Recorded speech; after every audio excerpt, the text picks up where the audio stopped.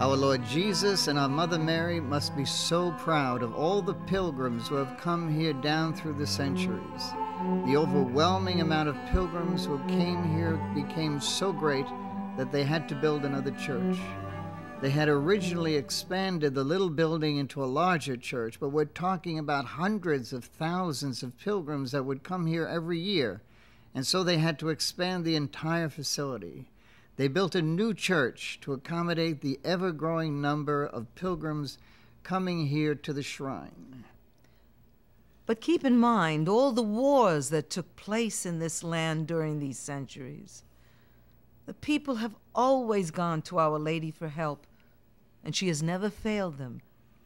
She has always been there to help these people when they needed her the most. From the very beginning, the rulers of Bavaria since 1180 have not only given her outward signs of tribute at the shrine through the many gifts of the church itself, but it also became their own personal place of pilgrimage. They dedicated themselves and the country to the Queen of Grace of Altotting. She became their own personal mother. Nothing was too good for Our Lady of Altotting.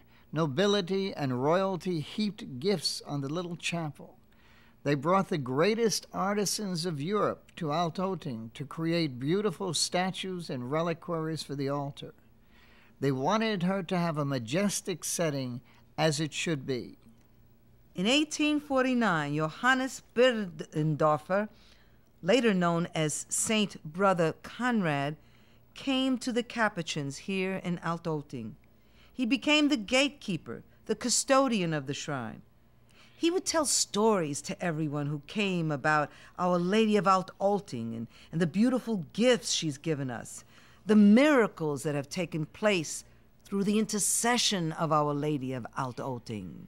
The Silver Prince is a gift given in thanksgiving to Our Lady for the recovery of Prince Max Joseph from a serious illness in 1737. Everybody gave complete trust over to Our Lady. They knew that she would not fail them. They turned everything over to her and thanked her for all the gifts she had given them. National pilgrimages, organized by the royalty of Bavaria and all over Germany, would come to Our Lady of Altotting, would ask in petition and thank her in advance, and in thanksgiving they would come and bring greater pilgrimages. Everybody trusted her completely, that Our Lady would take care of them, and she has never let them down, as she has never let any of her children down. The royal families loved Our Lady of Altotting so much that they wanted to have their hearts placed in reliquaries upon their deaths and placed here at the shrine so they could be close to Our Lady. Now, this was begun by Maximilian I in 1651.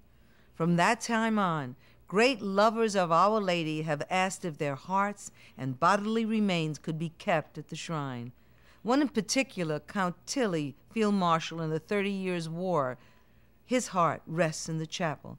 His body is buried in the Tilly tomb next to the church. All manners of thanksgiving have been offered to Our Lady for her intercession. All these hearts you see are in thanksgiving for favors granted, for cures, for miracles that have been given. It is no wonder that millions of people come here each year in pilgrimage all year long in procession.